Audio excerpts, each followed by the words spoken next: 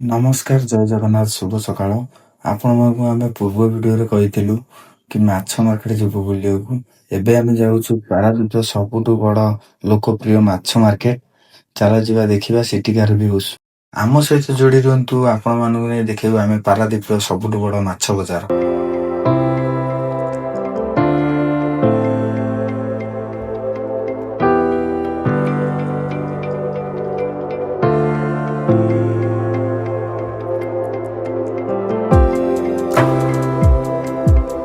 ଯାହା କୁହ ପଛେ ପାରାଦ୍ୱୀପର ସକାଳର ସୂର୍ଯ୍ୟ କିରଣର ତାପ ମଜାଦାୟକ।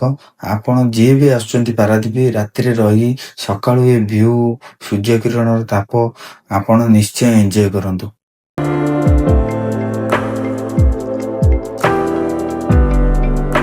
ଆମେ ଏବେ ଅଟୋବାଙ୍ଗି ପ୍ରମିଲାଲ ଛକରେ ଅଛୁ।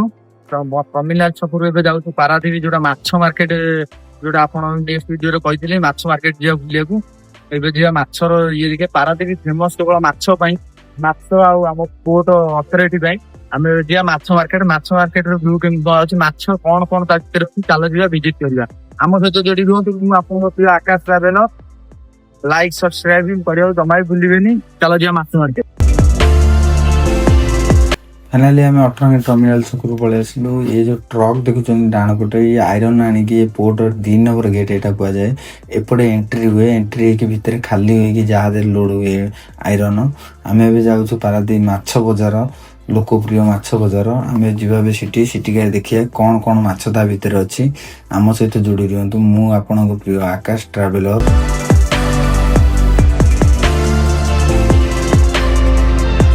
ଏଇ ଯୋଉ ଉପରେ ଯୋଉ ପୋଲ ଟାଇପର ଦେଖାଯାଉଛି, ଏଟା ପୋଲ ନୁହେଁ, ଏଇଟା ହେଲା ବେଲ୍ ଲାଇନ୍। ଆମ ପୋର୍ଟରୁ ସାର ଯାଇକି ଇକୋରେ କଢା ହୁଏ। ଇକୋରୁ ପ୍ୟାକିଂ ହେଇକି ଯାଏ ସବୁ ବାହାର ଷ୍ଟେଟକୁ।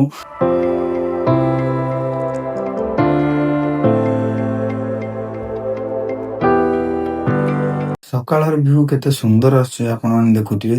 ମୋତେ ତ ବହୁତ ଖୁସି ଲାଗୁଛି ଏ ଭ୍ୟୁ ଦେଖିକି। ଚାଲ ଯିବା ମାଛ ମାର୍କେଟ। ମାଛ ମାର୍କେଟର ଭ୍ୟୁ କେମିତି କ'ଣ ଆସୁଛି ସେଠିକି ଯିବା ଦେଖିବା।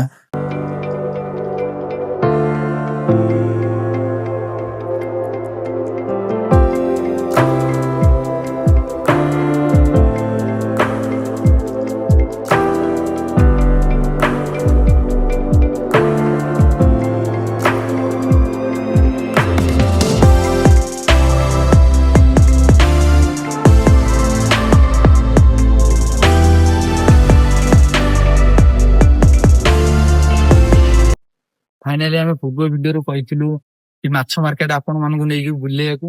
ଆମେ ପଳେଇ ଆସିଛୁ ପାରାଦ୍ୱୀପ ଫିସିଂ ହର୍ବର। ଏଣ୍ଟ୍ରି ଗେଟ୍ ଆଗେ ଠିଆ ହେଇଛୁ। ଆମେ ଏବେ ଯିବୁ ଭିତରକୁ। ମାଛ ମାର୍କେଟ ଆପଣ ମାନଙ୍କୁ ଦେଖିବାକୁ ନେକ୍ସଟ ଭିଡିଓରେ କହିଥିଲୁ। ଏବେ ପଳେଇ ଆସିଛୁ ମାଛ ମାର୍କେଟ। ଏବେ ଯିବା ମାଛ ମାର୍କେଟ ଭିତରେ ଟିକେଟ କରିବା, ଟିକେଟ କରିକି ଯିବା। ମାଛ ମାର୍କେଟକୁ ଯିବାକୁ ହେଲେ ଏଠି ଟିକେଟ୍ କରିବାକୁ ପଡ଼େ। ମୁଁ ଏବେ ଯାଉଛି ଟିକେଟ୍ କରିବା ପାଇଁ। ଫାଇନାଲି ଏଣ୍ଟ୍ରି ପାଇଁ ଟିକେଟ ଦରକାର। ଆମେ ଏବେ ଟିକେଟ କରିଦେଲୁ। ଟିକେଟ ଆସିଗଲା, ଏବେ ଆମେ ଭିତରକୁ ଏବେ ଏଣ୍ଟ୍ରି କରିବୁ। ଆପଣ ମାନଙ୍କୁ ଦେଖେଇବୁ ମାଛ, କେତେ ପ୍ରକାରିଆ ମାଛ ଅଛି, ଆସିଯିବା ଭିତରେ ଦେଖିବା।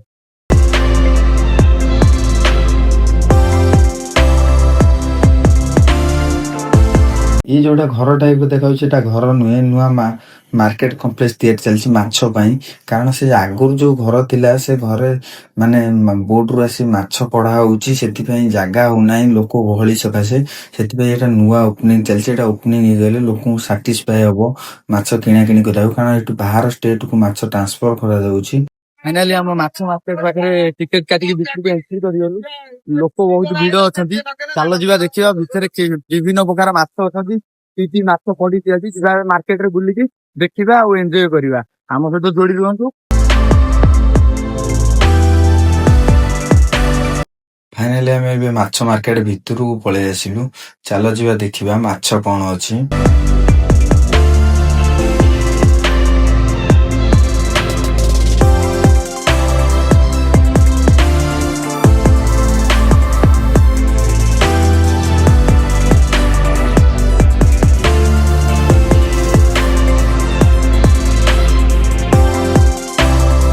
ଏଠିକାର ଗୋଟେ ବ୍ୟାଗରେ ପ୍ୟାକ୍ ହେଇ ଥୁଆ ହେଇଛି ମାଛ ନବା ପାଇଁ।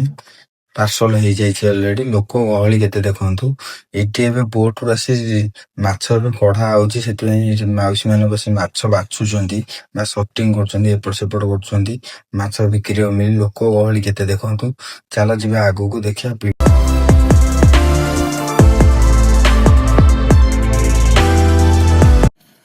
ଏଠି ଦେଖନ୍ତୁ ଟ୍ରେରେ ପଶି ମାଛ ଥୁଆ ହେଇଛି, ସଟିଂ ସରିଯାଇଛି। ଆଉ ବାହାର ଷ୍ଟେଟ କୁ ଯିବ ମିଲି ଆଇସ୍ ଫାଇସ୍ ଦିଆ ବ୍ୟାଗ୍ ବି ହେଇଯାଇଛି। ବହୁତ ସାରା ମାଛ ଥୁଆ ହେଇଛି, ଏ ଗାଡିରେ ଲୋଡ ହେଇକି ବାହାର ଷ୍ଟେଟ କୁ ଯିବ। ଚାଲନ୍ତୁ ଯିବା ଦେଖିବା ଆଗରେ ଆଉ କି ମାଛ ପଡିଛି।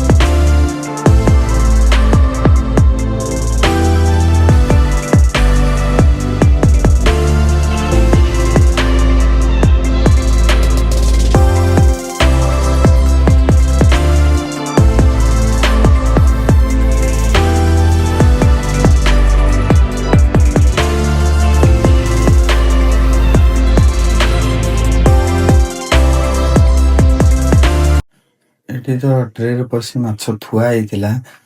ଏ କି ମାଛ ମୁଁ ତ ନାଁ ଜାଣିନି, ଆପଣମାନେ ଯଦି ଜାଣିଥିବେ ତାହେଲେ କମେଣ୍ଟରେ ଲେଖନ୍ତୁ ଏ ମାଛର ନାଁ କଣ। ଏ ମାଛ ଦେଖି ମତେ ବହୁତ ଭଲ ଲାଗିଲା, ସେଥିପାଇଁ ମୁଁ ଦିଟା ମାଛ ହାତରେ ଉଠେଇକି ଦେଖିଲି। 10 କିଲୋ ପ୍ଲସ ହବ ଦିଟା ମାଛ।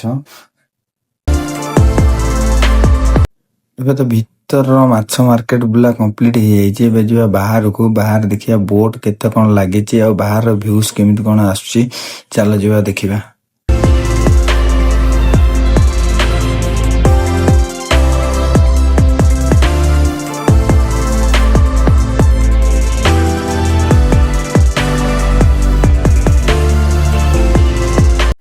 फाइनाली आम ए बाहर को पलि आसु। ये सब बोर्ड एटी लगी बाहर व्यू देखु केते सुंदर आसुची। आइटे देखंतु गोटा बोट रु माछ एबे कड़ा चलची। एबे ड्राइवर भाई के सहित मु कथा ही गली। एबे जिबु बोट ऊपर जिबा देखिबा बोट भीतर व्यूज। ମୁଁ ବହୁତ ଖୁସି ଏଥିପାଇଁ କି ଡ୍ରାଇଭର ଭାଇ ଜଣକ ତାଙ୍କ ବୋଟ ଉପରକୁ ଆମକୁ ଯିବାକୁ ଦେଲେ। ଆମେ ବୋଟ ଉପରକୁ ଯାଇପାରିଲୁ ସେ ଅନୁମତି ଦେବାରୁ। ଏଠି ଦେଖନ୍ତୁ ତାଙ୍କ ହାଣ୍ଡି କଡ଼େଇ ଥୁଆ ହେଇଛି, ତାଙ୍କ ରୋଷେଇ ଏଇଠି ଖାଆନ୍ତି। ଯିବା ଆଗକୁ, ଆଗରେ ଦେଖିବା ଆଗରେ ଭ୍ୟୁଜ କେମିତି କଣ ଆସୁଛି।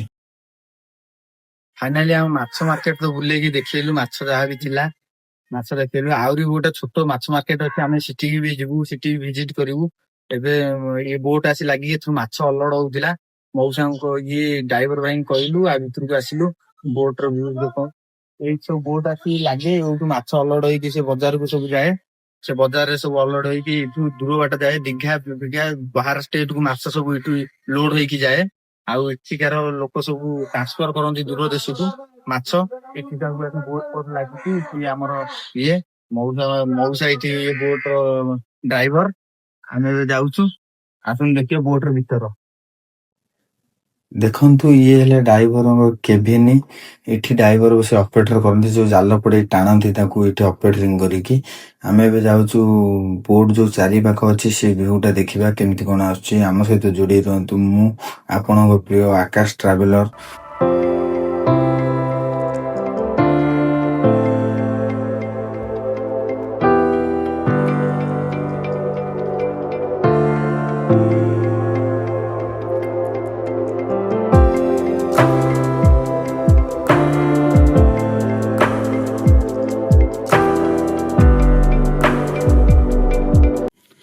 ଏଠି ଯୋଉ ବୋଟରେ ଡିଜେଲ ଭରା ପାଇଁ ନିର୍ଦ୍ଦିଷ୍ଟ ଟାଙ୍କି ନଥାଏ, ଯୋଉ ଛୋଟ ଛୋଟ ମେସିନ ଦେଖୁଛନ୍ତି ଏଠି ଏଇଥିରୁ ଟାଙ୍କି ଲୋଡ ହୁଏ, ତାଙ୍କ ବୋଟର ଟାଙ୍କି ଲୋଡ ହୁଏ।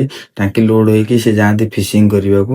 ଚାଲ ଯିବା ଆଗକୁ, ଆଉ ଆଗରେ ପଚାରିବା ବୋଟ ଯୋଉ ଭାଇମାନେ ଅଛନ୍ତି ତାଙ୍କୁ ପଚାରିବା ଫିସିଂ ତାଙ୍କର କେମିତି କଣ ଘଟେ, ଆଉ ଭିତରେ ମାଛ ଫାଛ କେମିତି କଣ ଧରନ୍ତି, ଯିବା ତାଙ୍କ କତରୁ ବୁଝିବା।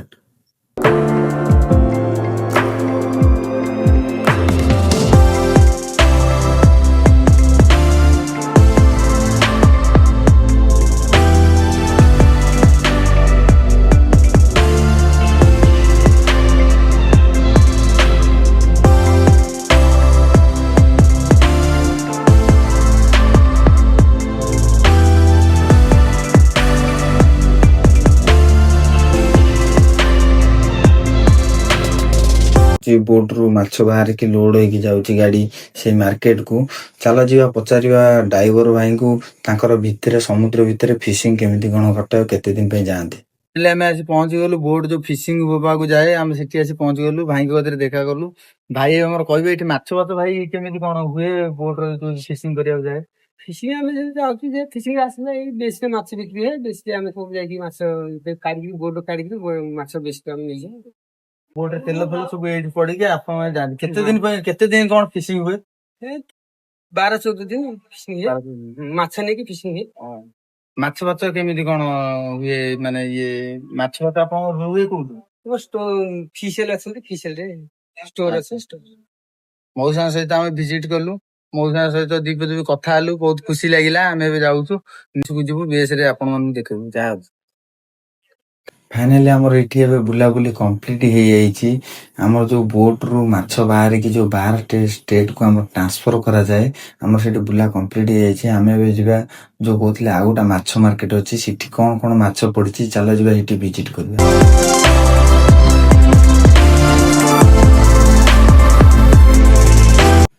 ଫାଇନାଲି ଆମେ ଆସି ପହଞ୍ଚିଗଲୁ ବାଲି ଫ୍ଲୋର, ଯୋଉଟା ମାଛ ମାର୍କେଟ କୁହାଯାଏ। ଚାଲ ଯିବା ଏଠି ଦେଖିବା କି କି ମାଛ ପଡିଛି, ଆଉ ଲୋକଙ୍କ ଭିଡ କେତେ ଏଠି।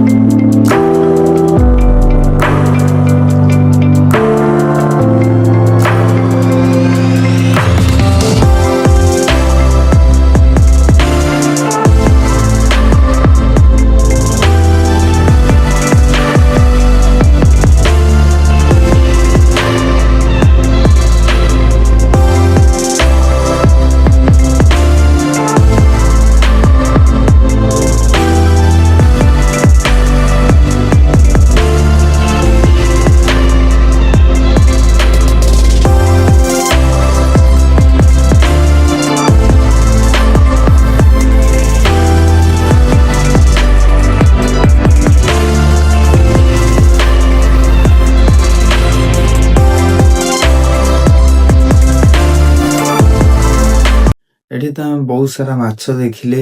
ଏଠି ଲୋକଙ୍କ ଗହଳି କେତେ ଦେଖନ୍ତୁ, କାରଣ ଏଠି ସବୁ ବେପାରୀ ମାନେ ଆସନ୍ତି, ମାଛ କିଣନ୍ତି, ଆଉ ମାଛ କିଣିକି ନେଇକି ଗାଉଁଲି ବେପାର କରନ୍ତି।